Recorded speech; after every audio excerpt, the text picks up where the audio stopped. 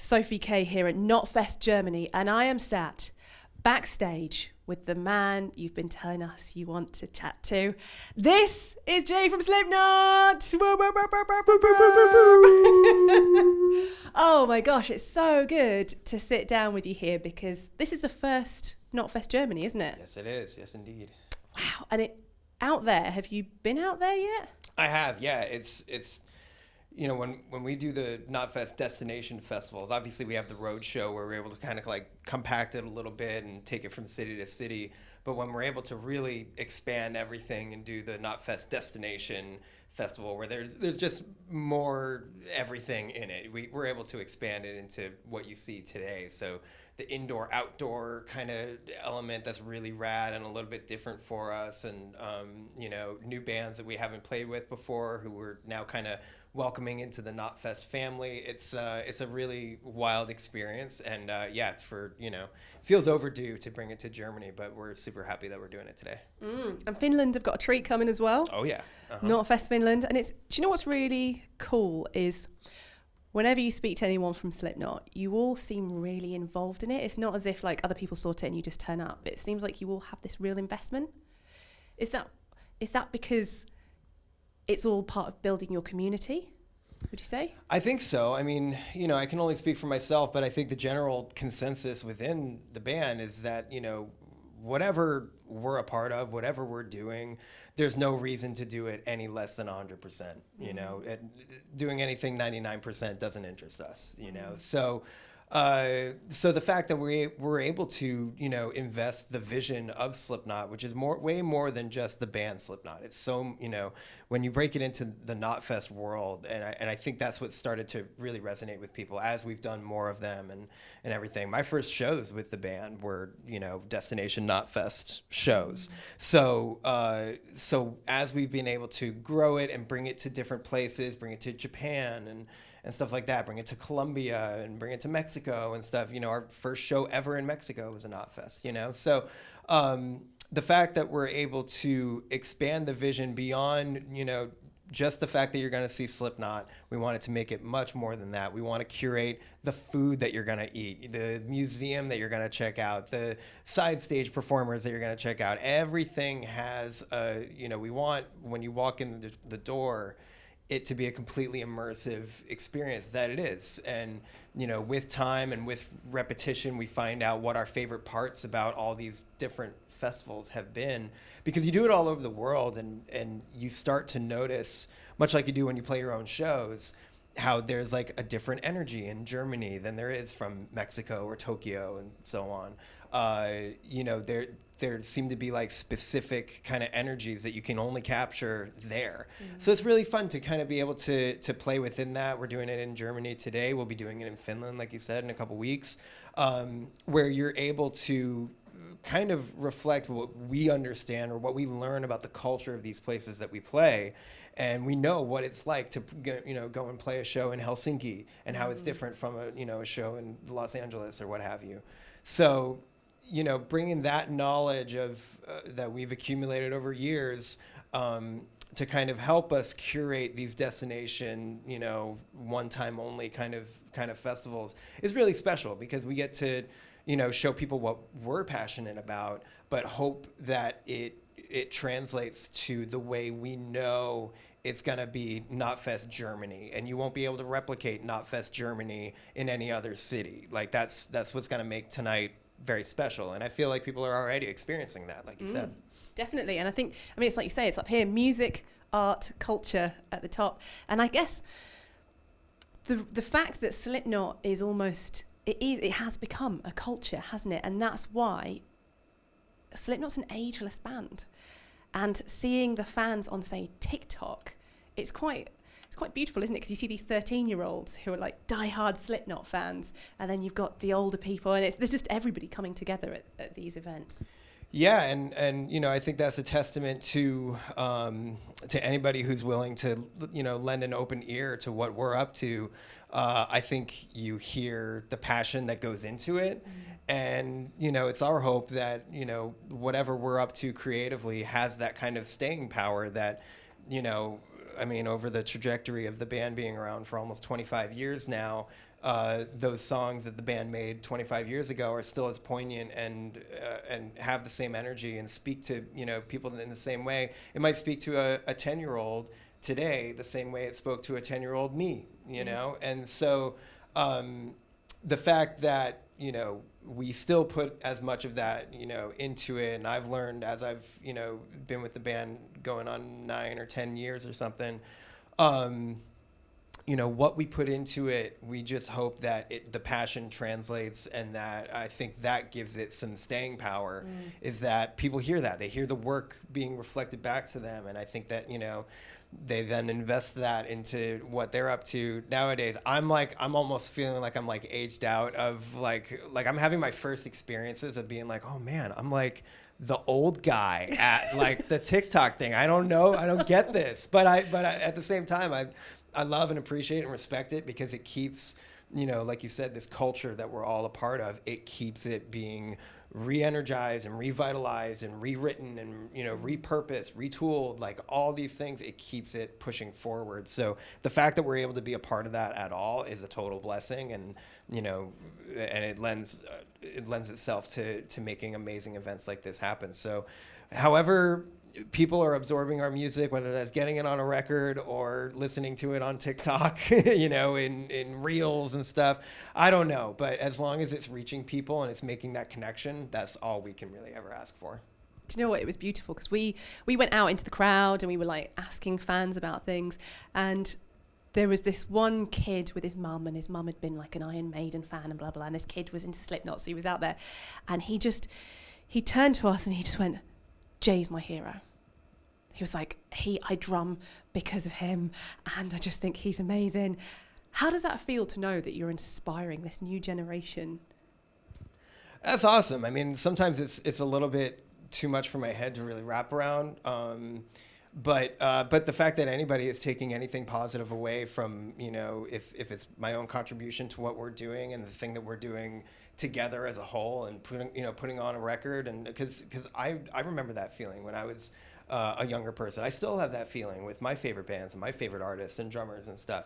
So it is very meaningful in that, you know, you work really hard at this stuff mostly in isolation. You know, you're mostly working on new music with your, you know, your partners, your bandmates, and you play stuff till you're like sick of hearing it. You don't even know what you're listening to anymore, but you know that the right thing to do is to just keep working at it. And, you know, it's a little bit overwhelming, honestly, when, you know, when you're in it, when you're making it like that, or you're, you know, playing shows every night, whatever, it's a little easy to kind of get lost in the overwhelming nature of it, where you're just kind of focused on what you're doing, and you kind of lose sight of like the fact that it is making this connection with other people. So like, yeah, if it's a dream come true and an honor for me. It's something I take, I feel a responsibility, you know, to my bandmates, to anybody who's listening to the music that we're making,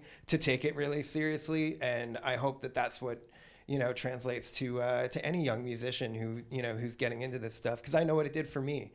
You know, I know what this music did for me when I was 10 years old, long before I picked up drumsticks. And so if anybody's having that kind of connection with the music that we're making, anything that I'm a part of creatively, I mean, like, how can you ask for anything more? That's what it's all about. Is that what inspired Jam with Jay? Oh, totally. Yeah. That to me was a way, you know, when we were dealing with everything that we were dealing with over the last year and a half, 2 years, I wanted to find some way to still make that connection with our audience and with people who, you know, might be motivated to pick up a guitar or a bass or a microphone or a triangle or whatever, you know, like I wanted to find this way, because we were all sort of learning how to collaborate by proxy. Now that we can't, you know, we couldn't be in a room together, let's try to figure out how to be creative with one another in these 21st century ways where we can collaborate via, you know, Zoom and Skype and file sharing and all this stuff. And it came out, you know, it makes for some pretty interesting pieces of music or video that wouldn't exist otherwise. So Jam with Jay was kind of born out of that. And just in an endeavor to, you know, keep occupied, stay busy, stay doing stuff, and give back to a community that gives us so much. It was a way for us like, all right, let's start a band of our own, you know, and it was incredibly exciting. Hopefully it's the first of more to come. We have a lot more, you know, new music on the way. So who's to say that we won't do a Jam with Jay Volume 2 someday soon? Amazing. People, you heard it here first. You heard it here first. So one of the things I did want to ask you about is you've mentioned a few times that there is a song that is the heaviest blues song. I did say that, didn't I? Yeah. The heaviest blues song. Mm-hmm. And that's the track that seems to be getting you very excited on the new album. Yeah. Oh man. Yeah. Well, I know okay. you have to tread carefully I'm here. super psyched about that song. Yeah. Like, so the album isn't out yet, but no. So there's a song, and Corey's spoken about it as well. So I guess we can start kind of breaking the shell on this. Is one of the things that I was happiest about when I listened back to the album that we've made is how experimental it is, and how we've taken certain sounds that you wouldn't necessarily categorize as your traditional Slipknot song or whatever, and we've made it part of what we do. That's, to me, that's like the most exciting thing, because we can do fast and heavy and breakdowns and whatever, we can do that all day long. Like, that's our comfort zone, and we like that. We enjoy it. It's part of what we are. But to me, the things that stand out as far as like, we always want to be pushing ourselves forward. We always want to be going into uncharted territory. And so a song like the one you're referencing is very exciting, because it breaks out, all these different influences that like we always talk about, just being such music fans, and how we all come from very different places, like Corey can bring inspiration for what he's doing vocally that will just like totally blow us away and send a song in any, different direction. And so this song, the heaviest blues song on earth, it's like, I don't know if it's blues. It's got this, like Corey mentioned, I think like last week, how it's got this like stoner rock vibe, this like deserty kind of vibe that's really just different for us. It's man, I don't know. That's not to say that I'm not also excited about the rest of the album. It's a really rad album. But there's this one song in particular that you'll hear when you hear the record. I think you'll be able to be like, oh, that's the song he was talking about. Right. Because it's very different, and I hope it's not necessarily sonically a sign of things to come, but I just hope it's a sign of like our adventurous spirit, where we're daring ourselves to go, that we are going to these places. And so if that's a sort of premonition for where we might go from here, not necessarily in a sonic sense, but in an ethos and in a just daring to work outside of the box of what we kind of have created around ourselves. That's what I hope there's more in store for us down the line. I don't know, but I think something like that, the experimental nature of what we are, hopefully that starts to show its face more and more often, because it gets us really excited. That's great. And do you know what? It's really exciting to hear of you guys being so excited as well about this new album. And I cannot wait. It's a bit like, when someone says, I've got a present for you, but I can't tell you what it is. But you will find, but you're going to love it. Yeah. That's what it feels like. Feels like that way to us too. Does it? Yeah. I mean, we're excited to share it. I mean, that's so much of what the artistic experience is just like you spend all that time in isolation making it, and then the other half of it is getting to share it with people, and so we're incredibly excited that it's not too far away now. It's only September 30th. We only have to wait, another month or so, something like that. So yeah, we're very excited. How do you think being in isolation and in that situation changed it and inspired the album? Made us work a little bit differently. Yeah. For instance, if I can draw how it would relate to our previous album, making We Are Not Your Kind, we spent 3 years writing and editing and reviewing and rehearsing, all that kind of stuff. Like, we would get together you know, every like 3 months for about 3 or 4 weeks. And we would just like work, just demo stuff. You know, guys have new riffs. I'll come in with some kind of drum ideas, and we'll help shape things into a general song idea. And then we'll go away. We won't talk to each other for like 3 months, but we'll listen to what we made. And I'll be driving in my car, and I'll be like, oh, I wish I had made this musical decision, you know, in any one of these. And we had the time to reflect and then come back and be like, hey, I wanted to change this, I wanted to change this and this. And then that helped shape things, and I think very much for the better, you know. And